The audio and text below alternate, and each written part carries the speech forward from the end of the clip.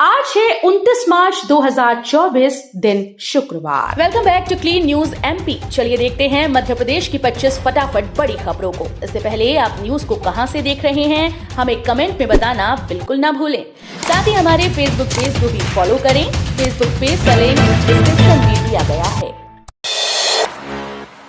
प्रदेश के उत्कृष्ट व मॉडल स्कूल्स में 9वीं में प्रवेश परीक्षा के लिए आवेदन 30 तक होंगे। प्रदेश के उत्कृष्ट व मॉडल स्कूल्स में कक्षा 9वीं में प्रवेश के लिए अगले माह में आयोजित किए जाने की संभावना है। आवेदन करने की अंतिम तिथि 30 मार्च तक है। मध्य प्रदेश राज्य मुक्त स्कूल शिक्षा बोर्ड की ओर से ये प्रवेश परीक्षा आयोजित की जाती है।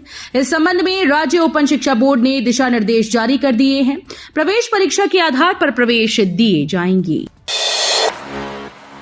IIM इंदौर का दीक्षा समारोह 31 मार्च को 802 विद्यार्थी को मिलेगी डिग्री। भारतीय प्रबंधन संस्थान इंदौर में 31 मार्च को 25वां वार्षिक दीक्षा समारोह आयोजित किया जाएगा। इस बार 802 प्रतिभागियों को डिग्री प्रदान की जाएगी। इसमें 521 पुरुष और 281 महिला मैनेजर्स शामिल हैं। दीक्षा समारोह में मार्गन स्टेनली प्राइवेट लिमिटेड के प्रबंध निदेशक रिधम देसाई अपना दीक्षा भाषण देंगे। IIM इंदौर के निदेशक प्रोफेसर हिमांशु राय ने कहा कि ये आयोजन विशेष है क्योंकि ये न केवल स्नातकों के लिए वर्षों की कड़ी मेहनत के निर्णायक का प्रतीक है बल्कि उनके एक नई यात्रा की शुरुआत भी है। सहायक प्राध्यापक भर्ती परीक्षा 2022 में अनुभव के आधार पर अतिथि विद्वानों को 10 वर्ष तक की छूट। परीक्षा 9 जून को। मध्य प्रदेश लोक सेवा आयोग ने सहायक प्राध्यापक भर्ती परीक्षा 2022 से जुड़ी प्रक्रिया दोबारा शुरू करने का फैसला किया। आवेदन के संबंध में आयोग ने गुरुवार को विज्ञापन जारी कर दिया, जिसमें अप्रैल के पहले सप्ताह से पंजीयन के लिए लिंक खुलेगी। आयोग इस बार उन उम्मीदवारों को मौका देगा जिन्हें पहले अतिथि विद्वान का अनुभव और आयु सीमा का लाभ नहीं दिया गया था। नामांकन के नाम पर नए वकीलों से वसूले जा रहे अधिक शुल्क को लेकर सुनवाई 8 अप्रैल से। राज्य अधिवक्ता परिषद द्वारा वकीलों से नामांकन के नाम पर लिए जा रहे 20,350 रुपए की राशि को चुनौती देने वाली याचिका में सुनवाई 8 अप्रैल से शुरू होगी। याचिका मध्य प्रदेश हाईकोर्ट की इंदौर खंडपीठ के समक्ष प्रस्तुत हुई थी, लेकिन बार काउंसिल ऑफ इंडिया के आवेदन के बाद इसे सुप्रीम कोर्ट ट्रांसफर कर दिया गया है। मध्य प्रदेश में मतदान के दिन 19 अप्रैल, 26 अप्रैल, 7 मई और 13 मई को रहेगा अवकाश। मध्य प्रदेश में लोकसभा चुनाव 4 चरणों में होंगे। पहले चरण में 19 अप्रैल, दूसरे में 26 अप्रैल, तीसरे चरण में 7 मई और चौथे चरण में 13 मई को मतदान होगा। सभी मतदाता अपने मताधिकार का उपयोग कर सकें, इसके लिए मतदान दिवस पर सामान्य अवकाश रहेगा। बैंक समेत अन्य संस्थानों में भी अवकाश रहेगा। इंदौर गेर ऐप लॉन्च। बालकनी और छतों से रंगपंचमी का आनंद लेने के लिए फ्री में करा सकते हैं बुकिंग। रंगपंचमी पर इंदौर के मध्य क्षेत्र में निकलने वाली गेर में आसमान की ऊंचाई तक उड़ते गुलाल के गुबार और नाचती गाती हुरियारों की टोली को निहारने का अवसर विदेशी और देसी मेहमानों को मिलेगा। इसके लिए जिला प्रशासन ने 9 भवनों को चिन्हित किया। इन भवनों की छतों और घरों पर करीब 200 मेहमान बैठकर गेर का आनंद ले सकेंगे। MBBS डिग्रीधारी निजी चिकित्सकों को प्रशिक्षण के बाद सोनोग्राफी की नहीं मिली अनुमति। निजी संस्थानों के MBBS डिग्रीधारी चिकित्सकों को 6 माह के प्रशिक्षण के बाद सोनोग्राफी की अनुमति नहीं मिलेगी। ये व्यवस्था अभी मात्र सरकारी डॉक्टर्स के लिए है। निजी डॉक्टर्स के लिए भी इसका विस्तार करने का प्रस्ताव था, जिसे गुरुवार को गर्भधारण के पूर्व और प्रसव पूर्व निदान तकनीक अधिनियम के सुपरवाइजरी बोर्ड की बैठक में खारिज कर दिया गया है। 33 वर्ष बाद दिग्विजय नापेंगे। राजगढ़ के गांव-गांव करेंगे पदयात्रा। मध्य प्रदेश के पूर्व मुख्यमंत्री दिग्विजय सिंह राजगढ़ लोकसभा सीट से 33 वर्ष के बाद चुनाव लड़ रहे हैं।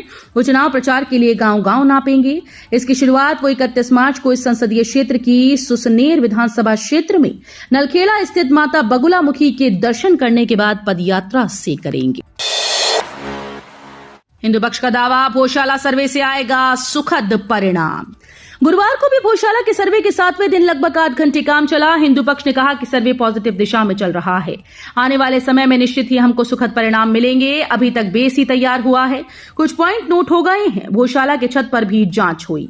भोजशाला के पीछे की और कुछ नए स्थान को पॉइंट आउट किया गया है।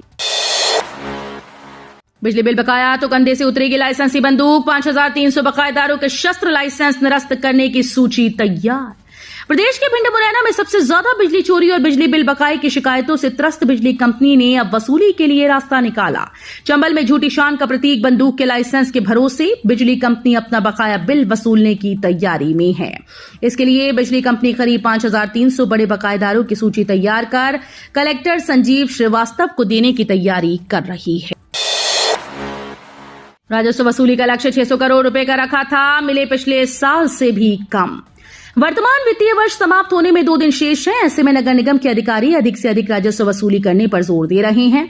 इसके लिए अवकाश वाले दिनों में भी वार्ड और जोन कार्यालय खोले जाएंगे। हालांकि इस बार पिछले वित्तीय वर्ष से भी कम राजस्व वसूली हुई है, जबकि वर्तमान वित्तीय वर्ष में 600 करोड़ रुपए संपत्ति कर, जलकर व ठोस अपशिष्ट प्रभार समेत अन्य करों को वसूलने का लक्ष्य रखा गया था। सिवनी में राजस्व विभाग ने 12 से ज्यादा वेयर हाउस में लगाया ताला, डायवर्जन शुल्क जमा न करने पर कार्रवाई। कई सालों से डायवर्जन शुल्क राशि का जमा न करने के मामले में राजस्व विभाग ने संबंधित वेयर हाउस को सील करने की कार्रवाई शुरू कर दी। 2 दिनों में राजस्व अधिकारियों के दल ने 12 से ज्यादा वेयर हाउस में ताला लगाकर सील किया। राजस्व विभाग की कार्रवाई वेयर हाउस मालिकों में हड़कंप मच गया। वेयर हाउस मालिकों ने आनन फानन में बकाया भूभाटक राशि राजस्व कार्यालय में जमा करवाई। बीना जंक्शन पर निर्माण कार्य के चलते कई ट्रेन रद्द, कुछ गाड़ियों का संचालन रहेगा प्रभावित। बीना जंक्शन रेलवे स्टेशन पर वॉशेबल एप्रन निर्माण कार्य के चलते कई ट्रेन का संचालन अप्रैल से मई माह के बीच प्रभावित रहेगा। रेलवे ने कुछ ट्रेन का निरस्त और कुछ का ठहराव बीना स्टेशन पर खत्म कर दिया है। कमलनाथ के बयान पर सीएम मोहन यादव का पलटवार। गुरुवार को मध्य प्रदेश के मुख्यमंत्री डॉक्टर मोहन यादव छिंदवाड़ा लोकसभा प्रत्याशी बंटी साहू के नामांकन के लिए पहुंचे। नामांकन के साथ ही मोहन यादव ने वहां जनता को भी संबोधित किया। संबोधन के दौरान सीएम यादव ने जनता से सवाल किया कि आखिर क्यों छिंदवाड़ा का स्थानीय निवासी यहां का सांसद नहीं है। इतना ही नहीं, उन्होंने कमलनाथ पर कटाक्ष करते हुए ये भी कहा कि छिंदवाड़ा कमलनाथ का गढ़ नहीं बल्कि यहां सब गड़बड़ है। प्रदेश में लू का अलर्ट, आईएमडी ने दी सतर्क रहने की सलाह।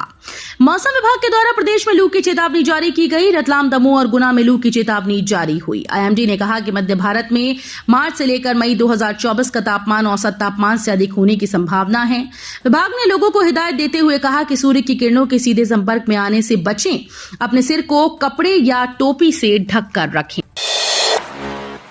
जगत गुरु परमहंस आचार्य का विवादित बयान, मुस्लिम लड़कियां हिंदू से शादी करें तो उन्हें जीते जी मिलेगी जन्नत। अयोध्या धाम के तपस्वी छावनी पीठाधीश्वर जगत गुरु परमहंस आचार्य गुरुवार को सीधी पहुंचे। उन्होंने पत्रकारों से चर्चा में कहा कि महिलाओं के लिए अगर धरती पर नर्क है तो वो इस्लाम। यहाँ महिलाएं बच्चा पैदा करने की मशीन बनकर रह गई हैं। ये सच है कि अगर मुस्लिम लड़की हिंदू लड़के से शादी करती है तो उसे जीते जी जन्नत मिल जाएगी। यही वजह है कि मुस्लिम महिलाएं सनातन धर्म को अपनाकर घर वापसी कर रही हैं।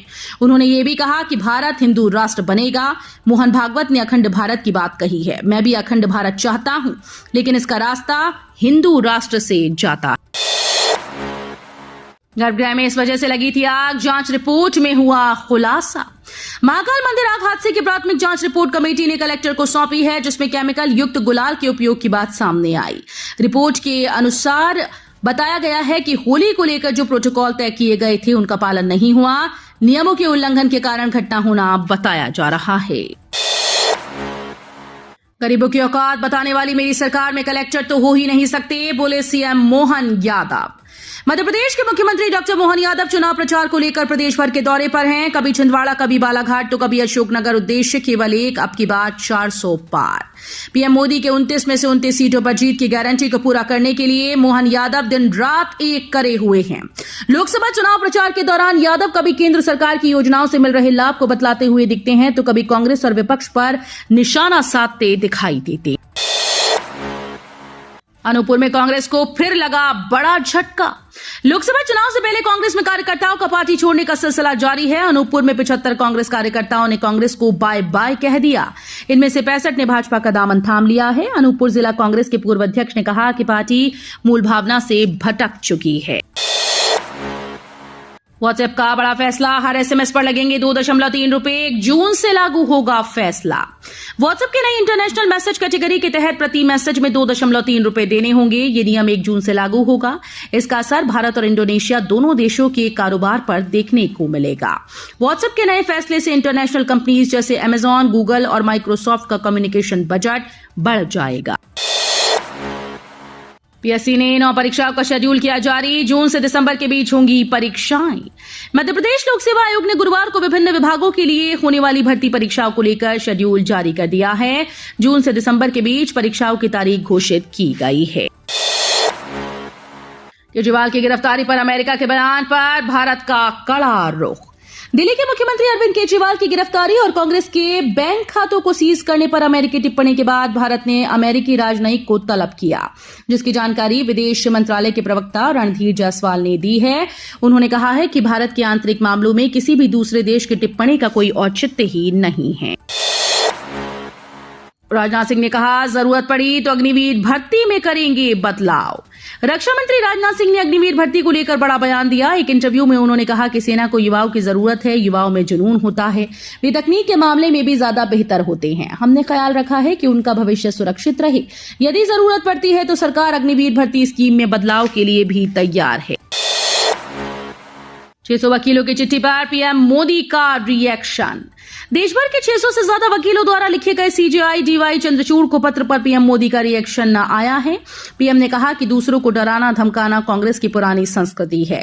करीब 50 साल पहले उन्होंने बेहतर न्यायपालिका की बात कही थी। वे बेशर्मी से अपने स्वार्थों के लिए दूसरों से प्रतिबद्धता चाहते हैं, लेकिन राष्ट्र के प्रति किसी भी प्रतिबद्धता से बचते हैं। गैस सिलेंडर वितरण को लेकर बदले कई नियम। हरदा हादसे के बाद एजेंसीज पर पाबंदी। हरदा में हुए हादसे के बाद राजधानी भोपाल में जिला प्रशासन के द्वारा सख्ती बरती जा रही है। अब शहर की गैस एजेंसी पर सिलेंडर रखने पर पूरी तरह से रोक लगा दी गई। इतना ही नहीं, सड़क किनारे या फिर एजेंसी के बाहर वाहन खड़ा कर सिलेंडर नहीं बेचे जा सकते। यदि इन नियमों का उल्लंघन एजेंसी संचालक के द्वारा किया गया तो उसके खिलाफ कार्रवाई की जाएगी। तो ये थी आज की 25 फटाफट बड़ी खबरें। अगर आपको न्यूज पसंद आई हो तो वीडियो को लाइक और शेयर जरूर करें। धन्यवाद।